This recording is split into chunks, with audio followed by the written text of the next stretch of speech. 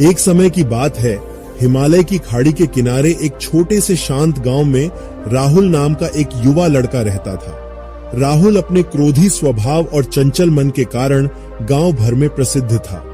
उसका मन हर समय विचारों से भरा रहता था। सोचो कि उसके विचारों के तूफान ने उसके मन को एकदम बेचैन कर दिया था। उसके जीवन से शांति मानो गायब हो गई थी और वह हमेशा अपने ही ख्यालों में खोया रहता था और तनावपूर्ण जीवन जी रहा था। उनके अशांत मन और क्रोध के कारण उनके अपने परिवार के सदस्यों और गांव वालों से भी संबंध अच्छे नहीं थे, जिससे वह और भी अधिक अकेला और अपमानित महसूस करने लगा। वह और भी अधिक मानसिक तनाव की स्थिति में चला जाता है। एक समय की बात है, राहुल अपने गांव की गलियों में घूम रहा था। तभी उनकी मुलाकात एक बौद्ध भिक्षु से हुई, जो एक पेड़ की छाया के नीचे ध्यान में बैठे थे। बौद्ध भिक्षु के चेहरे से निर्मल शांति की आभा झलक रही थी। इस असीम शांति में राहुल बौद्ध भिक्षु की ओर आकर्षित हुआ। जब राहुल बौद्ध भिक्षु के करीब आया तो उसे अपने आसपास एक सकारात्मक ऊर्जा का एहसास हुआ। भरत को एहसास हुआ कि इस असीम शांति और सकारात्मक ऊर्जा का स्रोत कहीं न कहीं इस बौद्ध भिक्षु के भीतर ही है। इसलिए वह वहीं बैठकर उसकी आंखें खुलने का इंतजार करने लगा।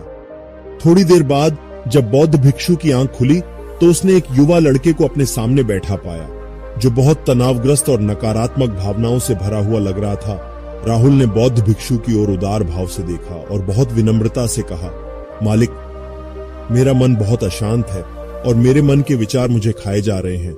मुझे एक पल के लिए भी शांति महसूस नहीं होती। क्या आप मुझे सिखा सकते हैं कि मैं अपने अशांत मन को कैसे शांत करूं? बौद्ध भिक्षु ने राहुल की पीड़ा को समझते हुए करुण दृष्टि से देखा और कहा, मेरे प्यारे बच्चे, मैं तुम्हें एक कहानी सुनाना चाहता हूं। इस कहानी में मानसिक शांति और खुशी के रहस्य छिपे हैं। क्या आप कहानी सुनना चाहेंगे?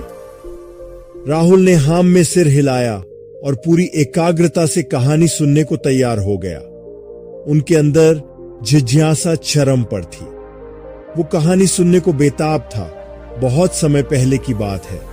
एक नगर में शक्ति नाम का एक आदमी रहता था। शक्ति बेहद महत्वाकांक्षी व्यक्ति थे और उन्हें हर काम में लोगों से मदद की जरूरत पड़ती थी।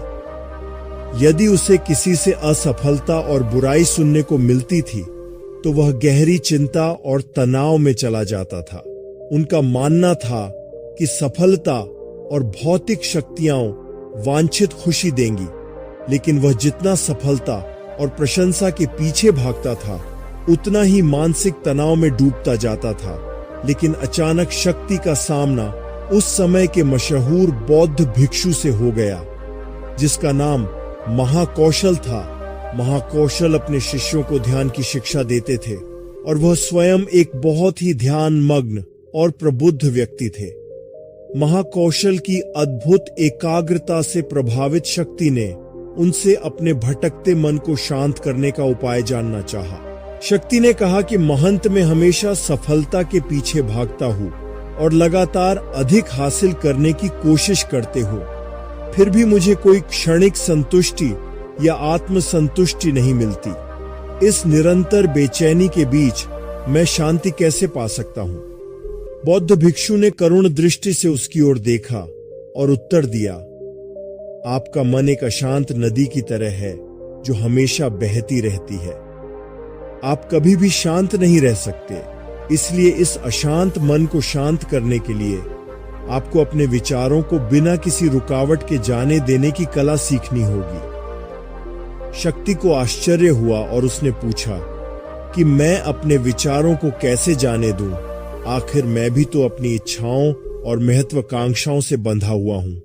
यह सुनकर बौद्ध भिक्षु मुस्कुरा दिए। बौद्ध भिक्षुक कहा, कल्पना करें कि आपके हाथ में पानी का एक गिलास है। अब आप इसे जितनी देर तक पकड़कर रखेंगे यह उतना ही भारी होता जाएगा, और अगर आप इसे काफी देर तक पकड़े रहेंगे तो आपके हाथ में दर्द होने लगेगा। लेकिन अगर आप उस पकड़ को ढीला कर दें और छोड़ दें तो आपका बोझ खत्म हो जाएगा। राहुल ने पूरी कहानी और उसका संदेश ध्यानपूर्वक सुना। वह समझ गया कि अपने विचारों और इच्छाओं से चिपके रहने से उसका बोझ बढ़ जाता है और अंदर ही अंदर अशांति पैदा कर देता है। अब राहुल को कहानी का अंत सुनने की उत्सुकता से प्रतीक्षा थी। कहकर बौद्ध भिक्षु ने कहानी जारी रखी। एक बौद्ध भिक्षु की बात मानकर शक्ति ने विचारों को त्यागने का अभ्यास शुरू कर दिया। वह बिना किसी पूर्व निर्णय के अपने विचारों और भावनाओं को आते और जाते देखता था। अब उसने विचारों को पकड़ना बंद कर दिया था। विचार उठते थे और अपने आप चले जाते थे। धीरे धीरे उसे यह एहसास होने लगा कि उसकी इच्छा और भावना ही सभी दुखों का कारण है। जैसे जैसे शक्ति ध्यान में गहरे उतरते गए, उन्होंने पाया कि वर्तमान में जीना ही आंतरिक शांति का एकमात्र स्रोत है। वह खुद को वर्तमान में स्थापित करके अपने मन की निरंतर बकवास से छुटकारा पा सकता था। धीरे धीरे शक्ति का मन एक शांत झील की तरह हो गया, जो बाहरी दुनिया को अपने अंदर प्रतिबिंबित करती है। उन्होंने जीवन की सादगी में संतोष को अधिक महत्व दिया और भौतिक संपत्ति के प्रति अपना लगाव छोड़ दिया। जैसे ही शक्ति में ऐसे बदलाव की खबर लोगों के बीच फैली, दूर दूर से लोग मार्गदर्शन लेने आने लगे। लोगों को विचारों को मुक्त करने की कला सिखाना और उन्हें अपने भीतर शांति खोजने के लिए मार्गदर्शन करना। वह लोगों के बीच शांति और ज्ञान का प्रतीक बन गया। शक्ति और साधु की कहानी समाप्त कर महाकौशल बौद्ध भिक्षु कुछ देर के लिए चुप हो गए, ताकि इस कहानी का अर्थ राहुल के मन में अच्छी तरह बैठ जाए। राहुल ने बौद्ध भिक्षु की ओर देखा तो उनकी आंखों में अब एक नई समझ दिखाई दे रही थी। राहुल ने धीरे से कहा कि मुझे इस कहानी में ज्ञान दिखता है, लेकिन मैं इसे अपने जीवन में कैसे लागू करूं? मैं अपने अशांत मन को कैसे शांत कर सकता हूं? राहुल के इस सवाल पर बौद्ध भिक्षु गर्मजोशी से मुस्कुराते हैं और फिर कहा कि अशांत मन को शांत करने का अभ्यास आत्म जागरूकता से शुरू होता है। अपने भीतर उठने वाले विचारों का निरीक्षण करने के लिए प्रतिदिन कुछ समय निकालें। उन भावनाओं पर ध्यान दें जो आपके मन में आती हैं और देखें कि वे कैसे आती हैं और आकाश में गुजरते बादलों की तरह चले जाए। राहुल ने आंखें बंद कर लीं और बौद्ध भिक्षु के कहे अनुसार अपने विचारों का अवलोकन करने लगे। जैसे ही उसने अपने भीतर उठने वाले विचारों पर ध्यान देना शुरू किया, उसे इसका एहसास हुआ। उसे अपने अंदर चिंता और इच्छाओं की एक निरंतर धारा बहती हुई महसूस हुई। सिर्फ एक एहसास ने ही उसे एक अद्भुत शांति का एहसास कराया। उन्हें यह भी एहसास हुआ कि यह सभी विचारों और भावनाओं से अलग है। बौद्ध भिक्षु ने आगे कहा कि जैसे शक्ति ने खुद को सभी मोहमाया से अलग कर लिया था, वैसे ही अपने मन को अशांतकारी विचारों और भावनाओं से मुक्त करने का अभ्यास विकसित करो। बिना किसी पूर्वाग्रह के विचार को वैसे ही स्वीकार करें जैसे वह आता है और फिर धीरे धीरे उन्हें जाने दें और अपना ध्यान वर्तमान क्षण पर केंद्रित करें। लेकिन राहुल ने टोकते हुए कहा कि अगर विचार और भावनाएं इतनी मजबूत हैं तो क्या होगा? बौद्ध भिक्षु ने कहा, यह बना रहता है और मन को छोड़ने से इनकार करता है। बौद्ध भिक्षु ने राहुल की बात से सहमति जताते हुए सिर हिलाया और कहा, ऐसे कई मौके आएंगे जब आपके मन में सवालों का बवंडर चल रहा होगा। जब आपका दिमाग आपकी बात ही नहीं सुनेगा, तो ऐसे में आपको अपनी सांसों की ताकत पर विश्वास करना होगा। एक बार फिर भिक्षु ने राहुल से कहा, अपनी आंखें बंद करो और अपनी सांसों पर ध्यान केंद्रित करने के लिए अपने पेट को ऊपर उठता हुआ और मथता हुआ महसूस करें। बौद्ध भिक्षु ने बताया कि जब भी आपका मन अशांत हो तो तुरंत अपनी सांसों पर लौट आएं। सांस की वाद्य गति आपको तुरंत वर्तमान के चरणों में वापस खींच लेगी और आपको शांति का अनुभव कराएंगी। एक बौद्ध भिक्षु के निर्देशानुसार आने और जाने वाली सांसों पर ध्यान केंद्रित करने का प्रयास करें। इस छोटे से व्यायाम से उन्हें मानसिक शांति का अनुभव हुआ। उसे याद आया कि उसकी सांसें हमेशा उसके साथ थीं, जो उसे वर्तमान क्षण की याद दिलाती थी, आराम और शांति लाती है। राहुल के इस विकास को देखकर बौद्ध भिक्षु मंद मंद मुस्कुराए और बोले, मेरे प्रिय, बेचैन मन को शांत करना एक ऐसा अभ्यास है जिसमें बहुत प्रयास और दृढ़ इच्छा शक्ति की आवश्यकता होती है, क्योंकि लगातार व्यायाम से मांसपेशियां मजबूत होती हैं। उसी तरह नियमित अभ्यास से मन भी शांत होता है। स्वीकृति में सिर हिलाते हुए इस बौद्ध भिक्षु को धन्यवाद देते हुए उन्होंने वादा किया कि आज से वह अपने अशांत मन को शांत कर सकेंगे और अपनी गैर शक्तियों को मुक्त कर सकेंगे।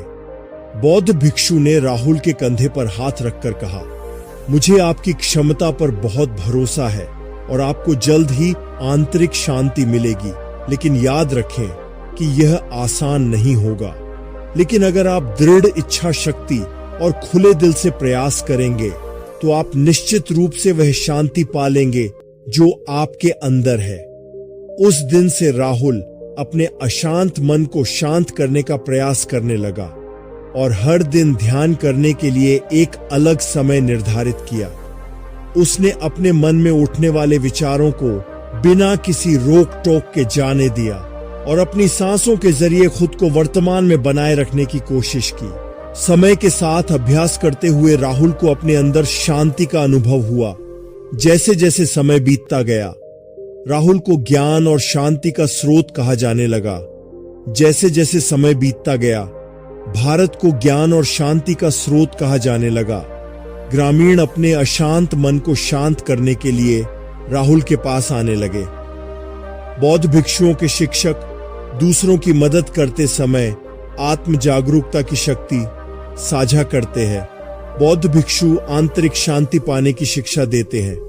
इसके साथ ही उन्होंने अपनी सांसों पर ध्यान देने और अपने विचारों को मुक्त करने की कला भी सिखाई। ऐसे निवासियों का विकास हुआ और उन्हें मन की अमूल्य शांति मिली। बौद्ध भिक्षु की शिक्षाओं और राहुल द्वारा संचालित अभ्यास के माध्यम से विचारों को त्यागने और वर्तमान में जीने की कला दूर दूर तक फैल गई। उन्होंने कई लोगों की जिंदगी बदल दी और जैसे जैसे समय बीतता गया, उनकी जिंदगी और भी बदलती गई। राहुल का शांत प्रभाव उसके गांव की सीमाओं से परे तक फैला हुआ था। आसपास के गांवों और शहरों से लोग राहुल के परिवर्तन की कहानी सुनते थे, उनसे सलाह लेने आते हैं। मन के बोझ तले दबे लोगों के लिए राहुल आशा की किरण बन गया। राहुल की शिक्षाएं केवल ध्यान और प्रवचन तक ही सीमित नहीं थीं, बल्कि वह रोज के काम को जागरूकता के साथ करने पर ज्यादा जोर देते थे। वह लोगों को अपनी भावनाओं के प्रति जागरूक रहने की याद दिलाते थे।